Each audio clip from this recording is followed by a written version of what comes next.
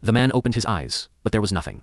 Just an endless white open space that seemed infinite. Suddenly, a figure stood before him, tall, cloaked in shadows and wings.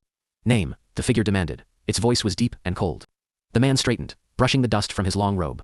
I am Father Marius, priest, for 40 years. The figure nodded once, chuckling. You are no longer Father Marius, here, my child. So what did you do with your life, Marius?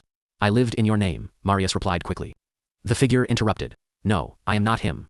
Marius paused for a few seconds before regaining his composure. Forgive me, holy servant. The figure nodded, allowing him to continue.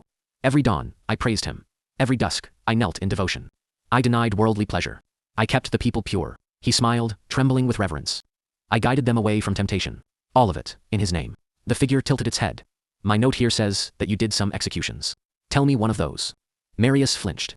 Those were necessary. There was a girl. She fled the marriage I had arranged. I ordered her stoned.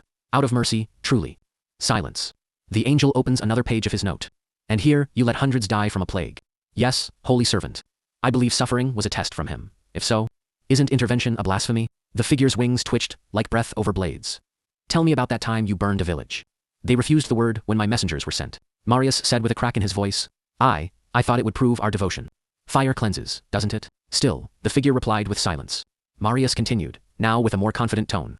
I always believed this day would come. I used to speak of you so highly as well. The figure was unfazed.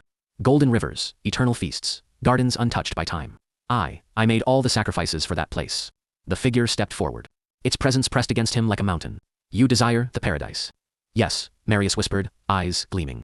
I suffered for it. The figure's eyes darkened. And what did you think the world was? Marius blinked.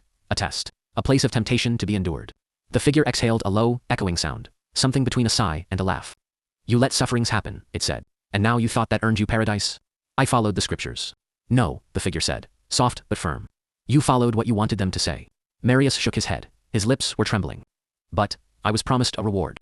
The figure turned, as if to leave. Wait, Marius cried. Isn't this the gate? Where is the paradise?